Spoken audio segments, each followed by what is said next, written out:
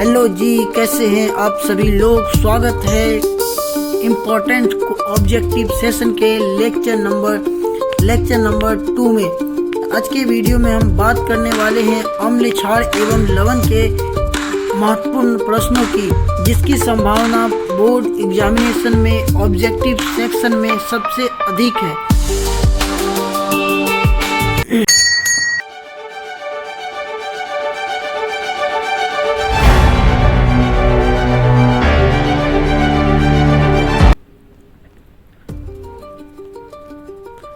प्रश्न संख्या 1 potash alum होते हैं। पोटास एलम क्या होता है? पोटास एलम एक दिक् लवण होता है। पोटास एलम एक दिक् लवण होता है। प्रश्न संख्या 2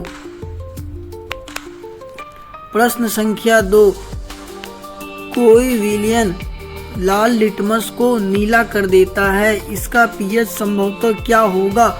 तो हम लोग जानते हैं लाल लिटमस को नीला करना।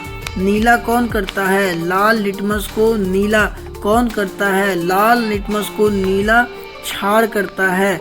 लाल लिटमस को नीला क्षार करता है। इसका मतलब क्षार का पीएच मान कितना होता है? 7 से अधिक होता है। 7 से अधिक होता है, तो इसमें 7 से अधिक 10 है, तो संभवतः इसका आंसर 10 होगा।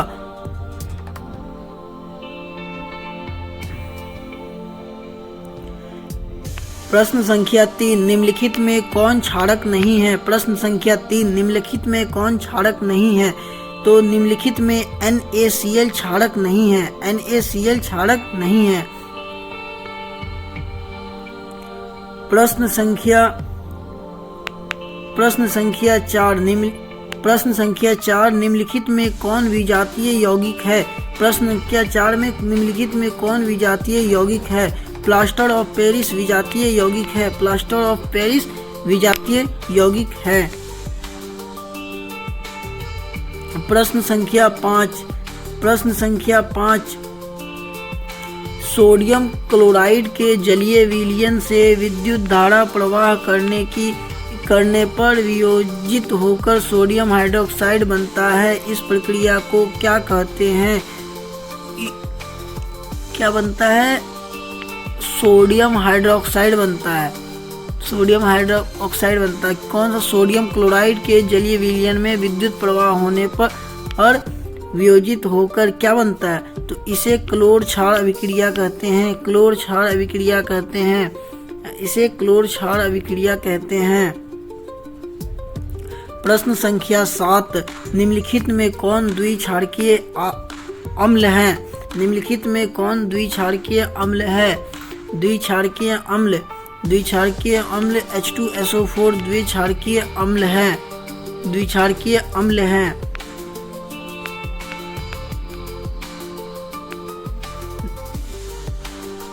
प्रश्न संख्या 8 किसी भी उदासीन विलयन का पीएच होता है। किसी भी उदासीन विलयन का पीएच 7 होता है।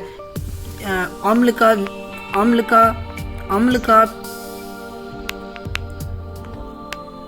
का पीएच 7 से कम होता है। क्षार का पीएच 7 से अधिक होता है। और उदासीन का पीएच 7 से 7 हो। प्रश्न संख्या 9 शुद्ध जल का पीएच मान कितना होता है? शुद्ध जल का पीएच मान 7 होता है। शुद्ध जल का पीएच 7 होता है, यानी शुद्ध जल का नेचर उदासीन होता है।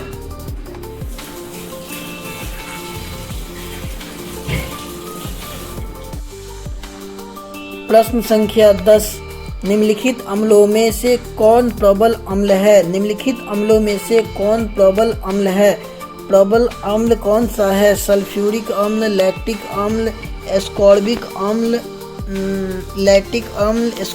अम्ल, सल्फ्यूरिक अम्ल, फॉर्मिक अम्ल। तो सल्फ्यूरिक अम्ल क्या है? प्रबल अम्ल है। सल्फ्यूरिक अम्ल प्रबल अम्ल है। एल्कोहल एल्कोहल में उबली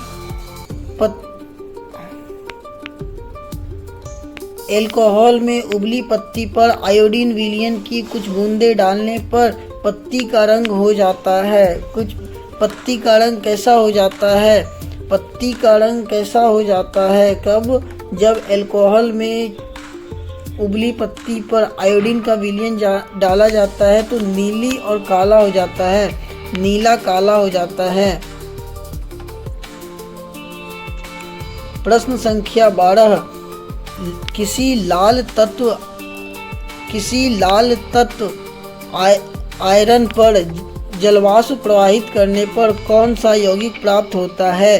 किसी लाल तत्व आयरन पर जलवाष्प प्रवाहित करने पर कौन सा यौगिक प्राप्त होता है? तो Fe3O4। प्रश्न संख्या 13, अपच का उपचार करने के लिए निम्नलिखित में कौन सी औषधि का उपयोग किया जाता है? एंटीबायोटिक नहीं, एनाल्जेसिक नहीं, एंटासिड, एंटीसेप्टिक भी नहीं। अपच का उपचार करने के लिए निम्नलिखित में कौन से औषधि का उपयोग किया जाता है? अपच का उपचार करने के लिए एंटासिड का उपयोग किया जाता है। अपच के लिए एंटासिड का उपयोग क्यों करते हैं? एंटासिड मतलब एंटी एसिड।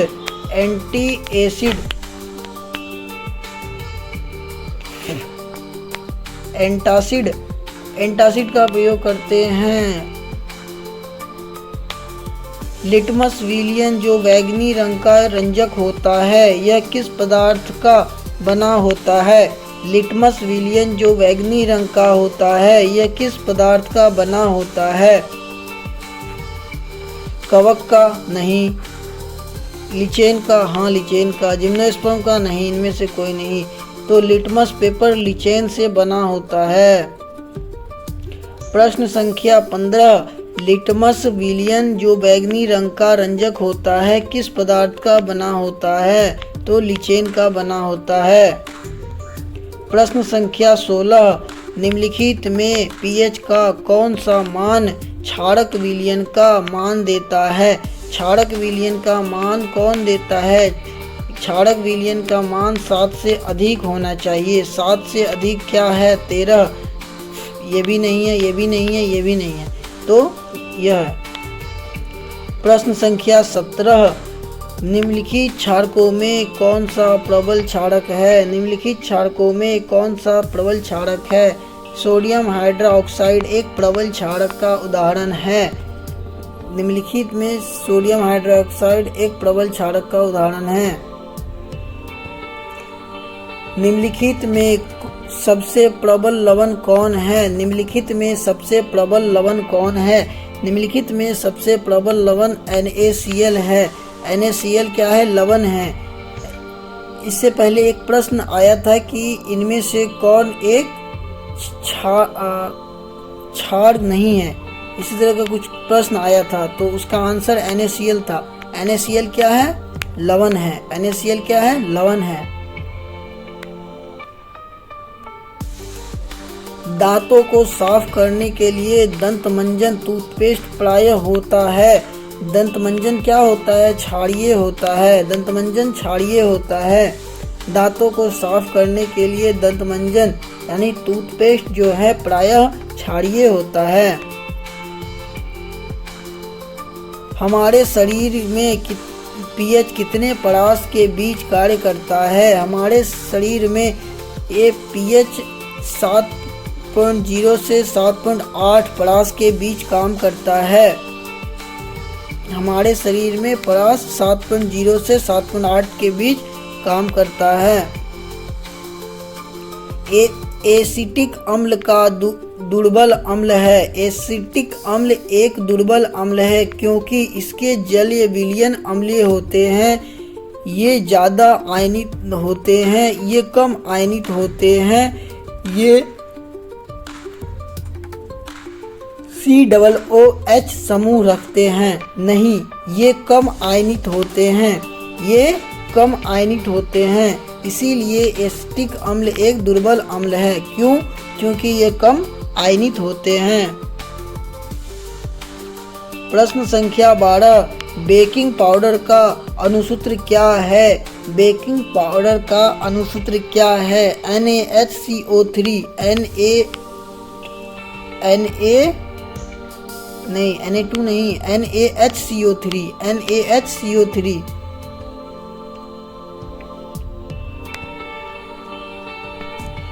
प्रश्न संख्या 23, निम्नलिखित में कौन लवण है? प्रश्न संख्या 23, निम्नलिखित में कौन लवण है? लवण कौन है? लवण कौन है? HCl तो एसिड है, ये बेस है, ये भी बेस है, ये लवण है। जनरली क्या होता है, जिस भी ग्रुप के आखिरी में OH होता है वो जनरली क्या होते हैं? क्षार होते हैं, क्षार होते हैं। यह लवण है। जब CO2 गैस को पानी में घोला जाता है तो विलयन का pH होता है। CO2 गैस को पानी में घोला जाता है तो 7 से कम हो जाता है। विलयन का pH क्या हो जाता है? 7 से कम हो जाता है।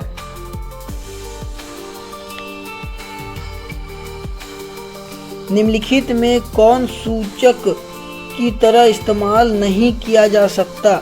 नहीं किया जा सकता। प्रश्न को ध्यान से पढ़िएगा, क्योंकि इसमें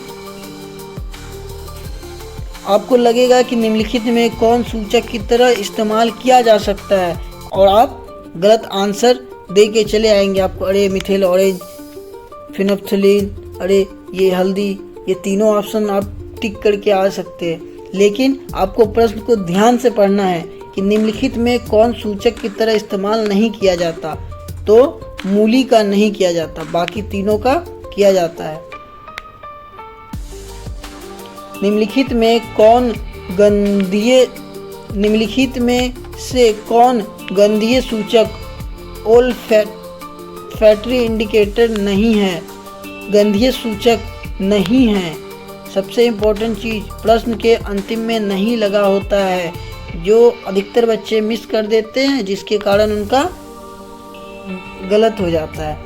तो निम्नलिखित में कौन गंधीय सूचक नहीं है? गंधीय सूचक कौन नहीं है? शकरकंद, ये नहीं है गंधीय सूचक। वेनिला है, लौंग का तेल है, प्याज है, ये सब में गंध पाया जाता है, शक्कर में नहीं पाया जाता है। मतलब ऐसे भी हम लोग दिमाग लगा सकते हैं। लिटमस विलयन जब न तो अम्लीय होता है और न ही क्षारीय होता है, तब यह किस रंग का होता है? लिटमस पेपर जनरली बैंगनी कलर का होता है। लिटमस पेपर बैंगनी कलर का होता है जब अम्लीय और क्षारीय नहीं होता है। तो अब कुछ ऐसे पदार्थ होते हैं जिनकी गंध अम्लीय या क्षारकीय माध्यम में बदल जाती है, उन्हें कहते हैं गंधीय सूचक। गंधीय सूचक, इसका मतलब वो गंध के माध्यम से हमें बताती है कि ये अम्लीय है या क्षारीय है, इसीलिए उसे गंधीय सूचक कहते हैं। प्रश्न संख्या 29, लैक्टिक अम्ल का प्रकृति स्रोत है। लैक्टिक अम्ल कहाँ से पाया जाता है? दही से। लैक्टिक अम्ल कहाँ से पाया जाता है? यानी उसका प्राकृतिक स्रोत क्या है? दही है। इमली का क्या है? टार्टिक अम्ल।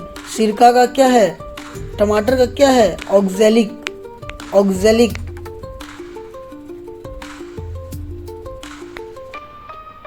तो लैक्टिक अम्ल का प्राकृतिक स्रोत क्या है? दही है। प्रश्न संख्या 30,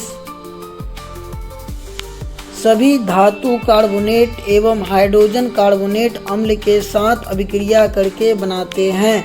सभी धातु कार्बोनेट हाइड्रोजन कार्बोनेट अम्ल के साथ अभिक्रिया करके क्या बनाते हैं? संगत लवण बनाते हैं, कार्बन डाइऑक्साइड बनाते हैं एवं जल बनाते हैं। इनमें से सभी, यानी ये सभी बनाते हैं, तो इनमें से सभी, ऑप्शन डी सही आंसर है। प्रश्न संख्या 31, जल में घुलनशील क्षारक के बारे में क्या सत्य है?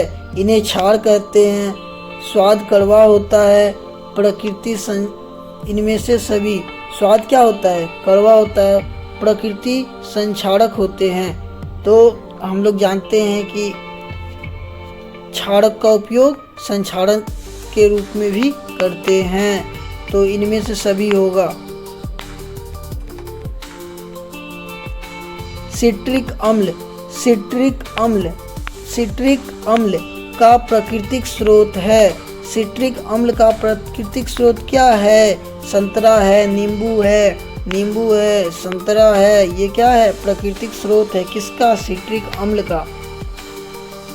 सिट्रिक अम्ल का प्राकृतिक स्रोत क्या है? संतरा और नींबू। प्लास्टर ऑफ पेरिस का रासायनिक सूत्र है। प्लास्टर ऑफ पेरिस का रासायनिक सूत्र क्या है? CaSO4 × ½ H2O। CaSO4 × ½ H2O किसका है? प्लास्टर ऑफ पेरिस का।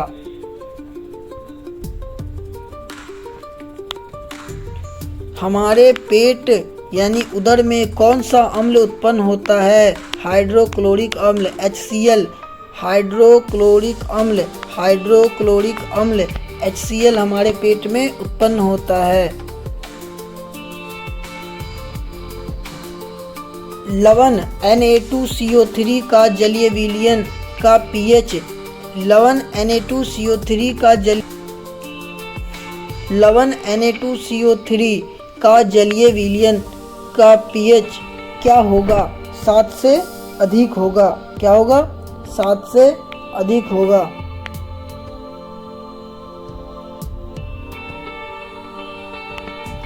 लवण Na2CO3 का जलीय विलयन pH क्या होगा? 7 से अधिक होगा। निम्नलिखित में किस विलयन का उपयोग दीवारों की सफेदी करने के लिए किया जाता है? निम्नलिखित में किस विलयन का उपयोग दीवारों की सफेदी करने के लिए किया जाता है? तो कैल्शियम हाइड्रोक्साइड सफेदी के लिए किया जाता है।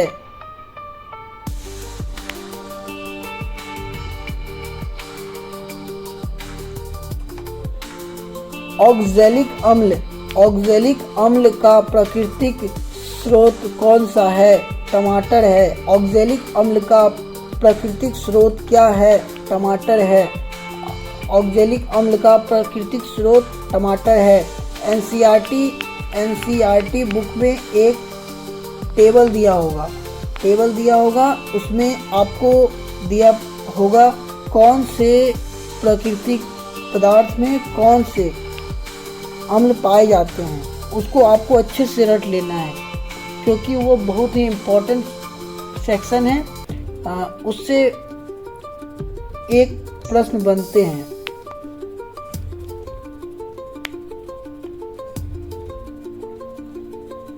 एसिटिक अम्ल का प्राकृतिक स्रोत निम्नलिखित से कौन सा है? एसिटिक अम्ल सिरका से। संतरा से कौन सा अम्ल? संतरा से सिट्रिक अम्ल। इमली से टार्टरिक अम्ल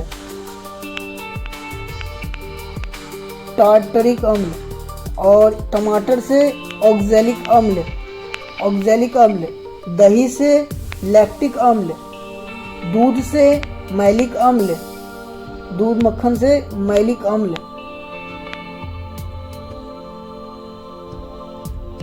प्रश्न संख्या 40, निम्नलिखित में कौन से धातु ठंडे जल से अभिक्रिया कर धातु के हाइड्रोक्साइड बनाते हैं? सोडियम एवं पोटेशियम, मैग्नीशियम एवं कैल्शियम, सोडियम एवं कॉपर, इनमें से कोई नहीं। तो सोडियम एवं पोटेशियम, सोडियम एवं पोटेशियम, सोडियम एवं पोटेशियम, पोटेशियम हाइड्रोक्साइड और सोडियम हाइड्रोक्साइड का निर्माण करते हैं। चींटी के डंक में, चींटी के डंक में और नेटल के डंक में पाया जाता है। चींटी के डंक में और मधुमक्खी के डंक में, नेटल के डंक में क्या पाया जाता है? चींटी हो गया, नेटल हो गया, मधुमक्खी हो गई, ये सभी के डंक में कौन सा एसिड पाया जाता है? तो मेथनोइक एसिड पाया जाता है, मेथनोइक अम्ल पाया जाता है। चींटी के चींटी के, मधुमक्खी के और नेटल के, इन सभी में क्या पाया जाता है? इन सभी के डंक में कौन सा अम्ल पाया जाता है? मेथनोइक अम्ल। उड़कुस्सी हम लोग उड़कुस्सी हम लोग कहते हैं। उड़कुस्सी वह एक पौधा की तरह होता है, इमली की तरह होता है, फल होता है और उसको सटाने पे वो नोचते रहता है, तो उसमें भी कौन सा अम्ल पाया जाता है? मेथनोइक अम्ल पाया जाता है। प्रश्न संख्या 42। एक छात्र जांच प्रश्नावली में के लिए सोडियम बाइकार्बोनेट के तनु विलयन में सार्वभौम सूचक की कुछ बूंद मिलाता है तो निम्नलिखित में कौन सा रंग दिखेगा? कौन सा रंग दिखेगा? सोडियम बाइकार्बोनेट के तनु विलयन में सार्वभौम सूचक के कुछ बूंद डालता है तो कौन सा रंग दिखेगा? नीला दिखेगा। क्यों? क्योंकि सोडियम बाइकार्बोनेट है, सोडियम बाइकार्बोनेट है यानी कि NaOH, सोडियम बाइकार्बोनेट है यानी कि क्षार है। क्या है? क्षार है। क्षार डालेगा तो कौन सा दिखेगा? नीला।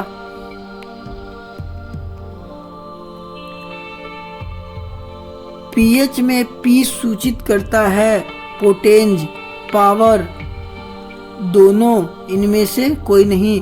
तो पीएच में P पोटेंज को यानी पुषांश को, पोटेंज को सूचित करता है। पीएच में P पोटेंज को सूचित करता है। निम्नलिखित में कौन सा आयन लाल लिटमस को नीला कर देता है? कौन सा आयन लाल लिटमस को नीला कर देता है? तो ये, क्योंकि क्षार का काम क्या है? क्षार हम लोग क्या जानते हैं कि लाल लिटमस पत्र को नीला कौन करता है? नीला कौन करता है? तो क्षार करता है। कौन करता है? क्षार करता है। तो क्षार में कौन सा आयन पाया जाता है? OH- आयन, तो हाइड्रोक्साइड आयन हो गया।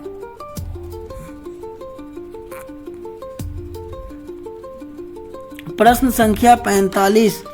निम्नलिखित में कौन सा बुझा चूना है? निम्नलिखित में कौन सा बुझा हुआ चूना है? निम्नलिखित में कौन सा बुझा हुआ चूना है? तो बुझा हुआ चूना ये है, कैल्शियम हाइड्रोक्साइड को हम लोग बुझा हुआ चूना कहते हैं, क्योंकि कैल्शियम ऑक्साइड को जब हम पानी में डाल देते हैं तो हीट निकल जाता है, और जब हीट निकल जाता है तो वो बुझा हुआ चूना रहता है। और कैल्शियम ऑक्साइड में जब तक हम पानी नहीं डालते हैं तो वो अनबुझा हुआ चूना रहता है।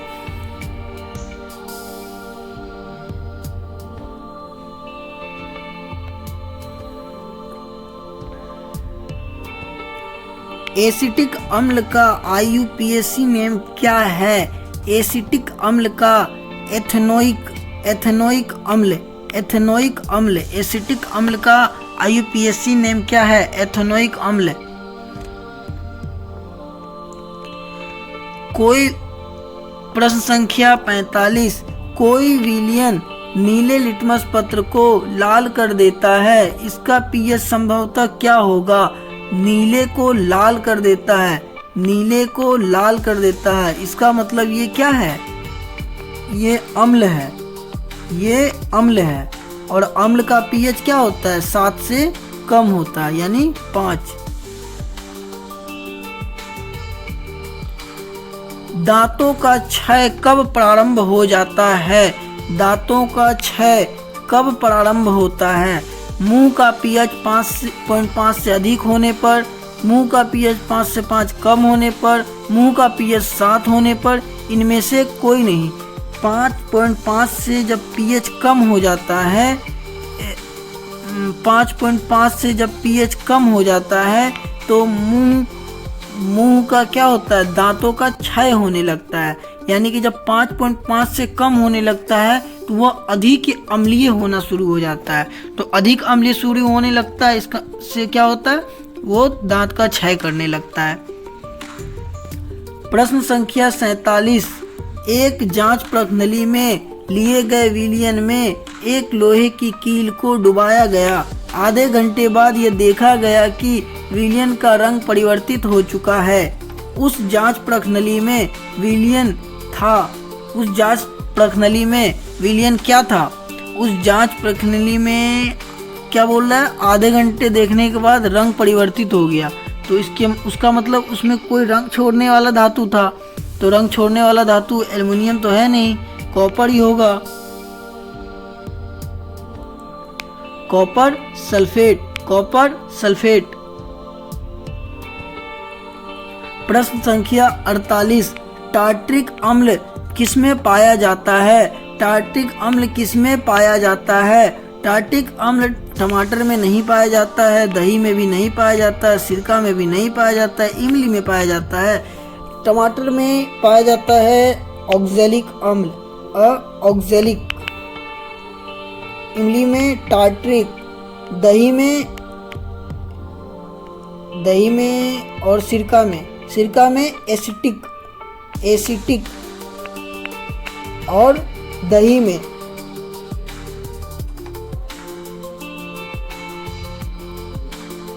में पाया जाता है दूध और ब्यूटी में मैलिक अम्ल। दही में पाया जाता है कौन सा अम्ल पाया जाता है? कमेंट करके आप लोग बताइए दही में कौन सा अम्ल पाया जाता है।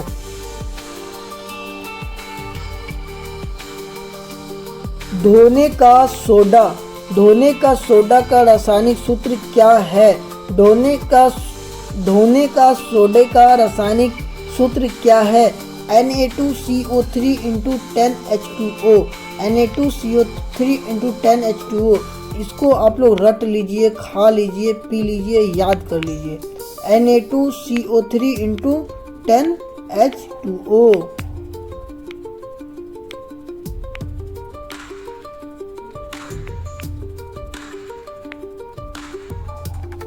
प्रश्न संख्या 50। पोटेशियम नाइट्रेट का रासायनिक सूत्र है। पोटेशियम नाइट्रेट का रासायनिक सूत्र क्या है? KNO3।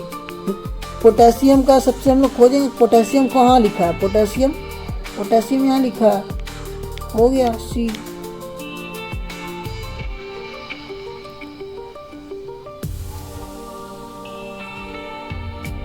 बेकिंग सोडा का रासायनिक नाम क्या है?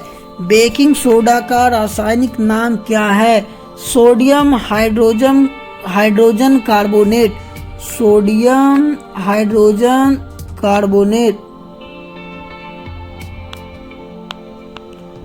Sodium hydrogen carbonate. प्रश्न संख्या 52। जल की अस्थायी कठोरता को हटाने के लिए किसका प्रयोग किया जाता है? बेकिंग सोडा का, धोवन सोडा का, विरंजक चूर्ण का, इनमें से कोई नहीं। बेकिंग सोडा का उपयोग किया जाता है नहीं, धोवन सोडा का उपयोग किया जाता है। जल में अस्थायी कठोरता को,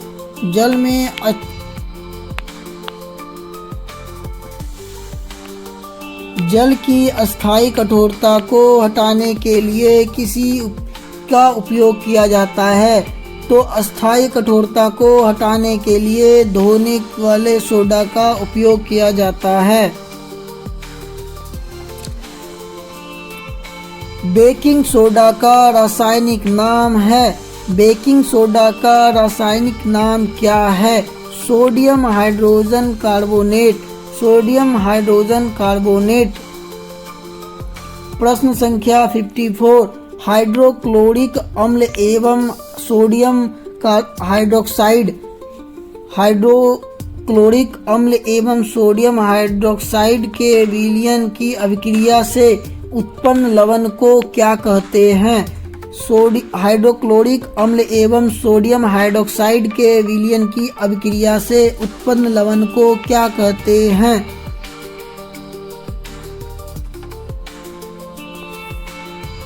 hydrogen chloride, sodium chloride, hydroxide, इनमें से कोई नहीं। Sodium chloride, sodium chloride. प्रश्न संख्या 55, एसिटिक अम्ल का तनु विलयन के बारे में कौन सा अवलोकन सत्य है? तनु विलयन के बारे में, यह सिरका सी गंध देती है, यह प्याज सी गंध देती है, यह सड़े अंडे सी गंध देती है, इसमें सड़े मांस की, तो यह सड़े अंडे सी गंध देती है। यह कैसी गंध देती है? सड़े अंडे सी। अरे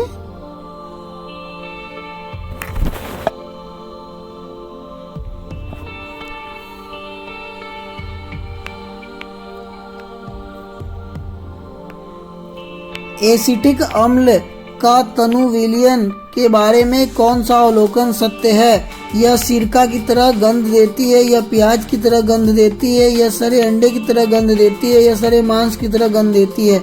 यह सिरका की तरह गंध देती है। एसिटिक अम्ल किसकी तरह गंध देती है? सिरका की तरह।